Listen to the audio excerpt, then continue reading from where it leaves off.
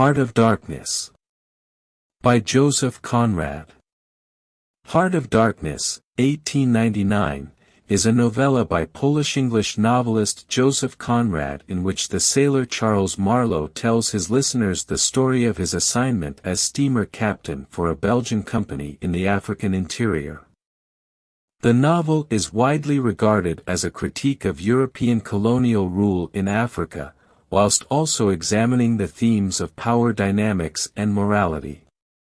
Although Conrad does not name the river on which most of the narrative takes place, at the time of writing, the Congo Free State, the location of the large and economically important Congo River, was a private colony of Belgium's King Leopold II.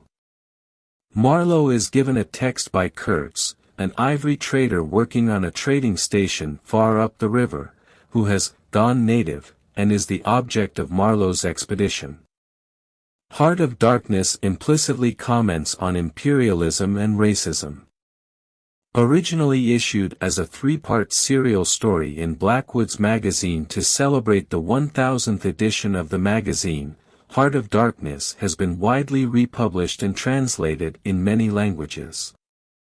It provided the inspiration for Francis Ford Coppola's 1979 film Apocalypse Now. In 1998, the Modern Library ranked Heart of Darkness 67th on their list of the 100 best novels in English of the 20th century. Summary: Heart of Darkness centers around Marlowe, an introspective sailor, and his journey up the Congo River to meet Kurtz, reputed to be an idealistic man of great abilities. Marlowe takes a job as a riverboat captain with the company, a Belgian concern organized to trade in the Congo.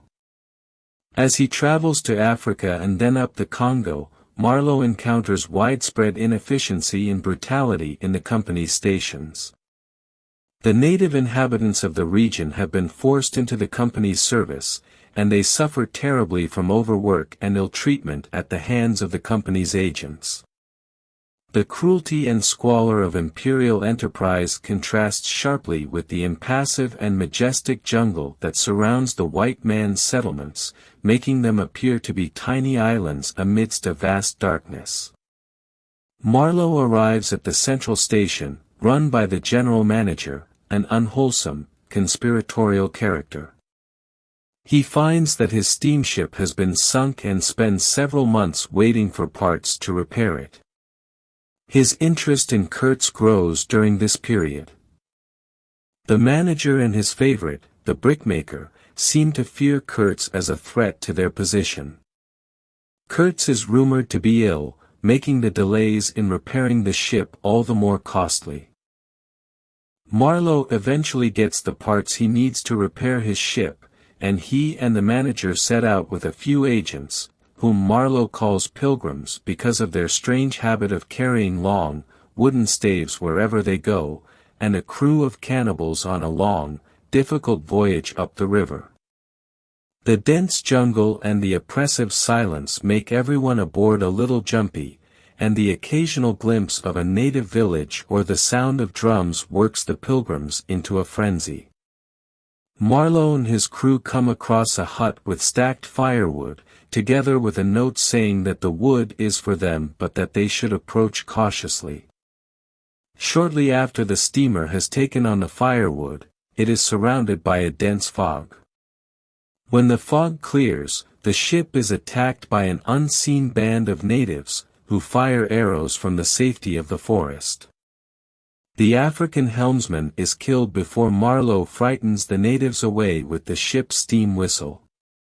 Not long after, Marlowe and his companions arrive at Kurtz's inner station, expecting to find him dead, but a half-crazed Russian trader, who meets them as they come ashore, assures them that everything is fine and informs them that he is the one who left the wood.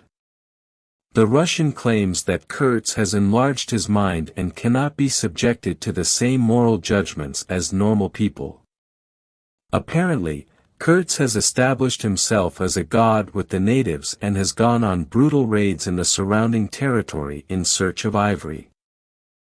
The collection of severed heads adorning the fence posts around the station attests to his methods. The pilgrims bring Kurtz out of the station house on a stretcher, and a large group of native warriors pours out of the forest and surrounds them. Kurtz speaks to them, and the natives disappear into the woods. The manager brings Kurtz, who is quite ill, aboard the steamer. A beautiful native woman, apparently Kurtz's mistress, appears on the shore and stares out at the ship. The Russian implies that she is somehow involved with Kurtz and has caused trouble before through her influence over him. The Russian reveals to Marlowe, after swearing him to secrecy, that Kurtz had ordered the attack on the steamer to make them believe he was dead in order that they might turn back and leave him to his plans. The Russian then leaves by canoe, fearing the displeasure of the manager. Kurtz disappears in the night, and Marlowe goes out in search of him, finding him crawling on all fours toward the native camp. Marlowe stops him and convinces him to return to the ship. They set off down the river the next morning, but Kurtz's health is failing fast. Marlowe listens to Kurtz talk while he pilots the ship, and Kurtz entrusts Marlowe with a packet of personal documents, including an eloquent pamphlet on civilizing the savages which ends with a scrawled message that says, "Exterminate all the brutes." The steamer breaks down, and they have to stop for repairs. Kurtz dies, uttering his last words, "The horror! The horror!" in the presence of the confused Marlowe.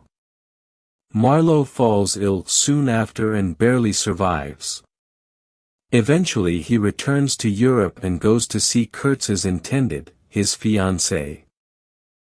She is still in mourning, even though it has been over a year since Kurtz's death, and she praises him as a paragon of virtue and achievement. She asks what his last words were, but Marlowe cannot bring himself to shatter her illusions with the truth.